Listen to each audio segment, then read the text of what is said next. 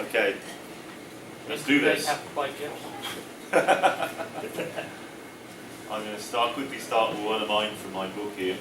Hello. Still on? Yeah. I'll quickly start with one of mine from my book here. Okay, it's a little bit different. Postcard from the Dying Tree on 2nd Street. There is infinity in Glenbrook North. Down the hill from the school, tucked between minivans, curb cuts. A cluster of scar-red apples is strung up, still alive in a total alopecia of leaflessness.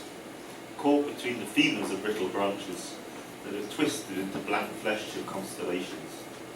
Each fruit a hive, rotted planet, hung on a gibbet of solar system, perched on snap angles of light, weightless, inedible, ever expanding.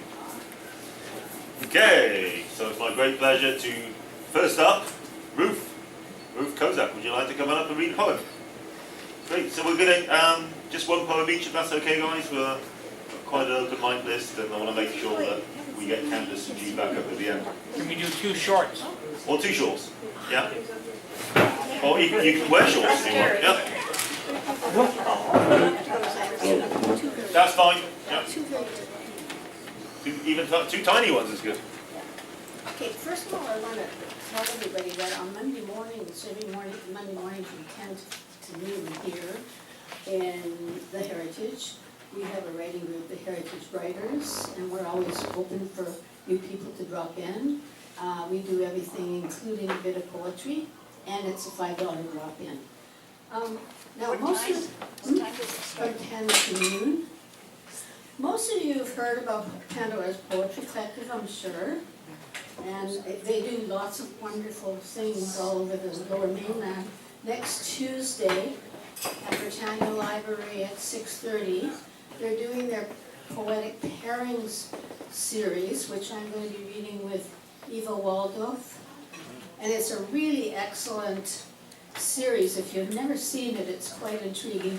2 poets get together and match their poems and read 15 minutes worth of poems together. So, and the other thing that they often do, besides often doing their writing meets in art galleries, I did one where they went to Van Dusen Gardens. And it was the most inspiring day that I think I've ever spent with poetry. So these are 2 very short poems that I wrote while I was strolling around the gardens. The first one is dedicated to my dear Chilean friend Annabelle Munoz, who unfortunately died of cancer. It's called The Garden.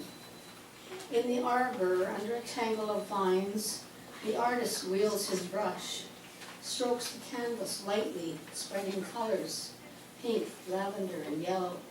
Flower petals take shape. The garden is revealed. I remember the touch of your fingers on my arm, soft as a brush stroke, awakening the garden in my heart.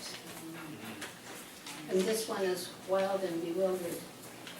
It bewilders me sometimes, this wild feeling that overcomes me. I want to be that butterfly darting over the coral bells and irises, free as the summer breeze. I want to be a bee gathering nectar from the dahlias to store in a secret hive. Instead, I seem to flit aimlessly like a dragonfly darting over the lily pond, bewildered by its own reflection. All right.